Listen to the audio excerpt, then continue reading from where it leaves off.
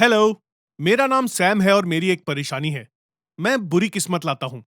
हाँ, सही में, ये मजाक नहीं है। मैं सच में लोगों के लिए सभी तरह की परेशानियां लाता हूँ।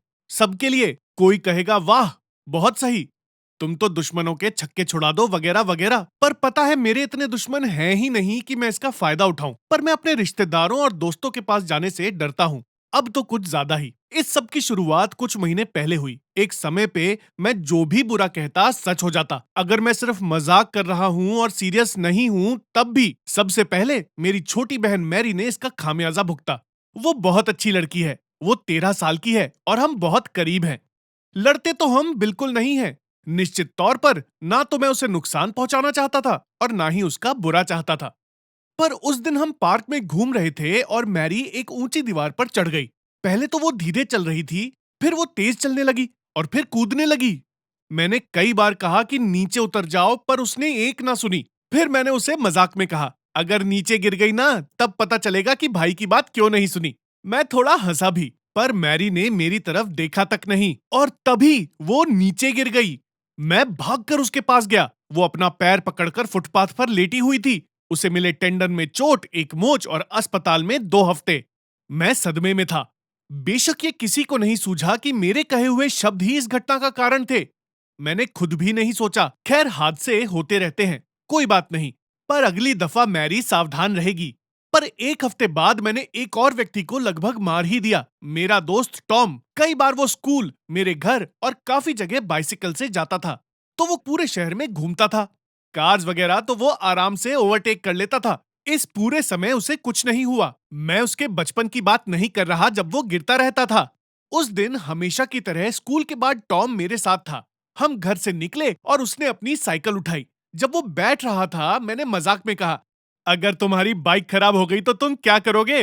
टॉम हंसते हुए बोला कि उसकी बाइक किसी भी कार से ज्यादा बेहतर है और कभी खराब नहीं होती। पर उसके बाद हुई घटना ने मुझे बहुत डरा दिया। जब टॉम मेरे घर से निकला, बाइक के अगले पहिए में कुछ दिक्कत हो गई। वो लहराई और टॉम उछलकर सीधे कार के सामने गिरा। बड़ी मुश्किल से ड्राइवर ने सही समय पर ब्रेक लगा दिए। परिणाम, खरोचे, ड्राइवर की डांट और एक टूटी साइकिल। मैंने परेशान नहीं होने की कोशिश की। मैंने अपने आप को समझाया कि मेरा इससे कोई लेना देना नहीं है। पर फिर भी अजीब ख्याल मेरे दिमाग में आ रहे थे। फिर तालाब पर हुई घटना ने आखिरकार मुझे हिलाकर रख दिया। मैंने और मेरे दोस्तों ने तैरने की सोची और उस समय हम टॉम के छोटे भाई मैथ्यू को भी साथ ले जाते थे। वो 6-7 साल का था और अपनी उम्र के हिसाब से काफी अच्छा तैराक था। तो उसने साथ चलने के लिए कहा। एक बच्चे को साथ ले जाने में हम खुश नहीं थे, पर हमने मना भी नहीं किया। भाई क्या होगा। हम सब पानी में उतरे। मैथ्यू ने हमें अपनी तैराकी के गुर दिखाने की ठानी। वो तरह तरह के करतब करने लगा। मैंने उसे छेड़ने के लिए कहा, दिखावा मत करो, अगर डूबने लगोगे तो क्या करोगे? मैथ्यू हंसा और उसने पानी के अंदर गोता लगा दिया। मुझे उसकी चिंता करने की जरूरत नहीं थी, तो मैं लड़कों की तरफ मुड़ गया। पर जब मैंने दोबारा उसे देखा तो वो जा चुका था। हम घबरा गए। हमने गोता लगाया और उसे बाहर निकाला। वो मुश्किल से सांस ले रहा था। मैथ्यू समझ नहीं पाया कि उसके साथ हुआ क्या था। या तो उसे ऐंठन आई, या वो घायल हो गया, या कुछ और। पर वो दोबारा काफी समय तक पानी में नहीं गया। मैं सदमे में था। मुझे बुरे ख्याल आ रहे थे। मैं बहुत डरा हुआ था। आखिर मेरी वजह से वो लड़का डूब सकता था। हाँ, मैं नहीं चाहता था, फिर भी अपने दोस्तों की सलामती के लिए मैंने उनसे मिलना बंद कर दिया। जब वो मुझे साथ खेलने के लिए बुलाते, मैं अलग अलग बहाने बना देता। कभी कभी मैं कॉल्स का जवाब ही नहीं देता। स्कूल में भी मैं किसी से बात नहीं करता। फिर मेरे दोस्तों ने मुझे कॉल करना बंद कर दिया। मुझे दुख तो बहुत हुआ, पर मैं उन्हें सारी बात नहीं बता सकता था। मैं नहीं जानता था कि मेरी कौन सी बात कोई परेशानी खड़ी कर सकती थी। पर मेरा मेरे दोस्तों से दूर होना मेरे पेरेंट्स के लिए ठीक नहीं था।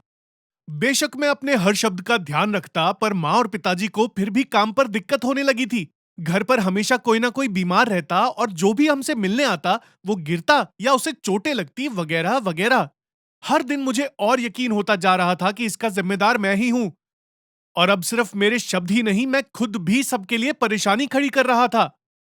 मुझे कोई रास्ता नहीं दिख रहा था और समझ नहीं आ रहा था कि मैं क्या करूं। पूरा दिन मैं कमरे में रहता और किसी से बात नहीं करता कि और परेशानी ना हो।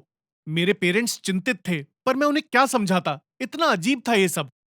पर यही अब मेरी सच्चाई थी। अब सब कुछ थोड़ा बेहतर है। घर पर कम तकलीफें हैं, सबकी तबीयत बेहतर है। पर मैं फिर भी किसी को चोट पहुंचाने से डरता हूं, इसलिए दोस्तों से कम मिलता हूं। अपनी इस बेकार की शक्ति से ध्यान हटाने के लिए हर दिन में मैं कुछ अच्छा खोजता हूँ और उसी के बारे में सोचता हूँ। और मैंने देखा कि मेरी लाई परेशानियों के अलावा इस दौरान बहुत सारी अच्छी चीजें भी हुईं। बस मैंने ध्यान नहीं दिया।